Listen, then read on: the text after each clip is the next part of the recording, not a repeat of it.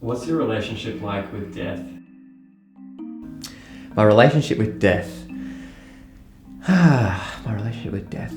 I think death is not to be afraid of. I think death is one of those things that we need to embrace. Well, it's a reality. This is going to sound really messed up, but it's actually one of my favourite parts of the job. I have a good relationship with that. I don't fear it. I think it's just something that is part of life. We're lucky each day I wake up, and I'm thankful that I have another day. There's always that potential in emergency that someone is going to pass away. I feel pretty okay with death. I think we all get there. None of us get out of here alive. I think death is a conversation that's not had often enough. I feel like in medical world we really try to avoid the word death or dying, but I think it's something that if I was in that situation I would rather know. And yes, there are still parts of death that are extremely sad, and I have been really unlucky in some cases. Like I've had paediatric patients die, and in kids we see it less often, but it's probably more sad. They're horrible and it's confronting and it's terrible and it's hard, but death can be a beautiful thing. When it's expected and when it's calm and when it's dignified, it's beautiful. When it's unexpected and it's traumatic, it's really soul-destroying. I'm not fearful of death. I'm not fearful of going to work and dealing with that. I still take it home, the young ones and the sudden ones. I take that home, and you carry that sadness because you can't do this job without feeling it a little bit. I don't want to say I enjoy that part of the job, but I really do. I really enjoy the opportunity to make the worst situation for somebody as smooth as possible, and help someone transition from life into death with dignity and with comfort.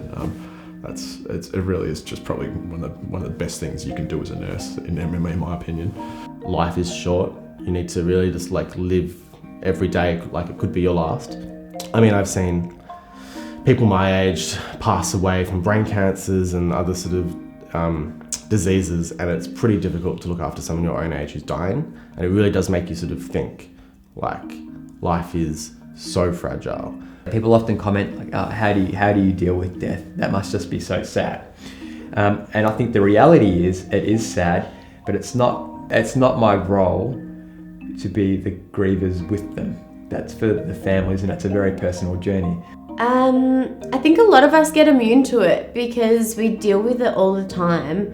I think the general public is obviously a lot more sensitized to it because it's not something that's very common, and it's obviously very emotional. It's almost callous, but if it's at work, it's part of our job. And sometimes it hurts and sometimes it hurts less. If you're close to someone, like I'm close to my parents, then I'll cry for them. But as a nurse, it's very it's a different feeling. Like when a patient dies, and then you cry as well, because crying for someone else who is not related to you in terms of your family, it's a different kind of emotion. Sometimes it can be tough if it's a person that you're really close to, like a patient that you've formed really strong bonds with. I find that hard. Really have no problems having the conversation with the family, guiding them through the process of the death, what they're going to see, what they're going to hear. They call it the death rattle. The patient, as they're passing away, their breathing will change. They might be a very raspy, very dry rattle, might be a very wet sounding rattle. They might go for 20, 30 seconds without breathing, then take a big breath or a big snore or something. All that stuff can be really distressing to the family if you've not given them the heads up about it first. I think death's one of those interesting things. We try to control it as much as we can, but there's nothing we can do about it. It's one of those things that we've got to embrace. But if the family can look back in their grieving processes and see that the death was managed, I guess, well, that's probably the best outcome that you can possibly ask for.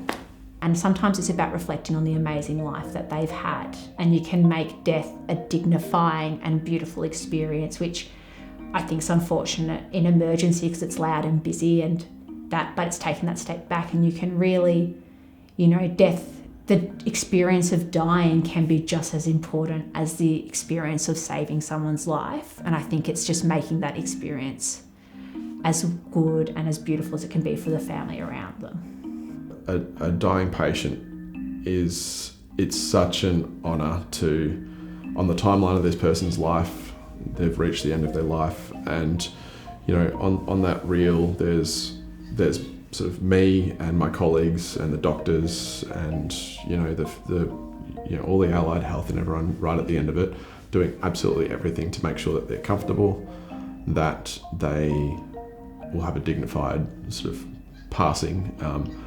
That's probably the one part of the job that I feel the most accomplished about and the most confident in doing. You can have really nasty, not so pleasant deaths, which is why I'm a big believer in euthanasia. I think if someone's going to die, we can make it as pleasant as possible for them. In terms of euthanasia and all of that, I think it's one of those things that we need to bring on board and support. New Zealand's done it beautifully in terms of legalising it for the whole country. I think Australia's complex in terms of state by state by state. But yeah, death's going to happen. There's nothing we can do about it. It's going to happen no matter what we do.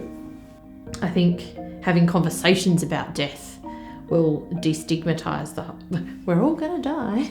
So we may as well talk about it and prepare for it and be open and honest with your family about your wishes. I think in Western culture, we're kind of still afraid of the bugger. I think the best thing that I've seen in my nursing career is when I worked in New Zealand, where with our Pacific Islands community, they embraced it beautifully in terms of things. They would kick the nurses out of the bed space, essentially. They would take over. They'd do washes. They would do the cares. We would only go in there essentially to do symptom management or support the family. So recent statistics had about 80% of people expressing a desire to die at home.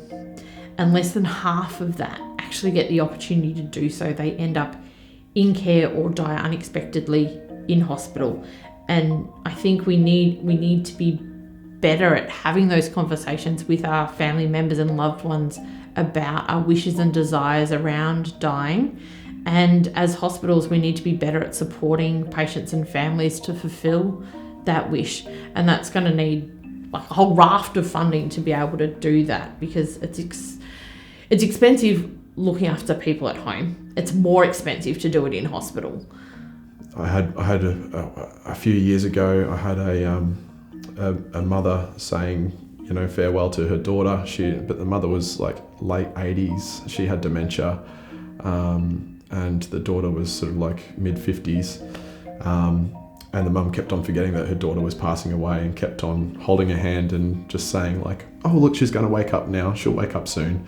And I'm going to cry just talking about this, but that was, I would be in the back of the room just sort of going, oh fuck, this is like a really f***ed up version of 50 First Dates, you know, or 40 First Dates, whatever it's called, that stupid movie where someone has to be reminded time and time again that their daughter's passing away, and seeing her f***ing heart break time and time again, that was f***ed up. That was really tough. At the start, when I was starting, the first death I ever saw was as a grad, and we're buddy nursing, so you have 2 nurses with 8 patients, and the buddy nurse went on a break, didn't tell me that they had a patient in their cohort of 4 who had died.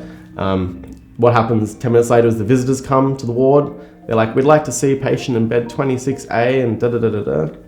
And I'm like, yeah, no problem, come with me. I open the door. I'm like, here he is in here. And then it's pretty sad to say that I wasn't aware that the patient was obviously dead in the bed. So as you can imagine, that was an awkward next few hours. So my relationship with death is one that at the start wasn't great, to be honest. And that was also the first time I then had to clean a body. And it's something that we weren't taught in how to do at uni. I always relate it back to, I have a lot of tattoos. And I had a patient the other day who was a fair bit older. I think she was in her 80s. And she'd noticed some of my tattoos and was commenting on them. And she said, oh yeah, but you know, what about when you get my age, you know, like when your skin's all saggy and all that. And I'm like, yeah, but I'm not guaranteed I'm going to get there, am I? You know, I could walk out on the street tomorrow and get hit by a bus. So, you know, if I don't do something today because I'm afraid of what it may be, you know, in 50 years' time, I'd never do anything. you try and live day by day and do what makes you happy today, and don't think about what that's going to mean, 20, 30, 40 years down the track. Just do what makes you happy.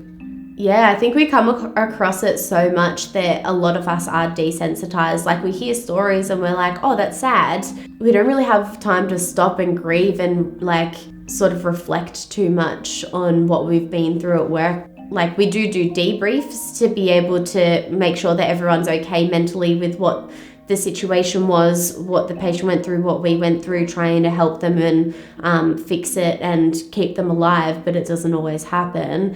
So obviously we go through debriefs and stuff to make sure everyone's okay, but afterwards you still have to go back and deal with all of your other patients, so you don't get a huge amount of time to reflect on it. So I think a lot of us just sort of become a little bit immune to death. Ask my mother, she'll tell you that I'm a heartless person. I've got a poor emotional range, but I'm much more accepting of it. And I think it was confronting, like, my grandmother passed away a few years ago, and it was sad. And I remember my mum being like, you just don't seem very sad about it. I'm like, well, I'm sad. I'm like, but she was 87. She had an awesome life. She was an ex-nurse who went into hospital, signed her own not-for-resuscitation paperwork and died 3 days later. And I was like, more people need to be empowered about how they die and have that control. And the fact she went in, signed her own not-for-resus paperwork and was willing to accept that that's what she wanted is incredible. Yeah, I remember being told I had black wings, which means that you're still doing a good job, but I didn't mind the palliating. I didn't mind looking after people as they were dying. But it doesn't bother me. I mean, it's part of the job. We deliver babies, we deal with people who are dying. It's just part of the job.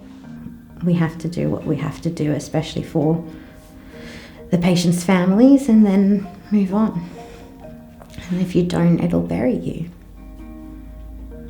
Hey, I'm Jackson, founder of The Nurse Break, a platform for nurses, midwives and students working in Australia. And I'm Daniel Dalloway, founder of The Archive, a platform where I interview everyday people about their life stories. We hope you enjoyed watching these videos as much as we did filming them. And if you don't want to miss the next one, make sure to join our mailing list by clicking the link wherever it is. And every time you share our video, we'll do a little dance. Off camera, obviously. I'm not dancing. Okay, I'll dance. I'll dance a little bit.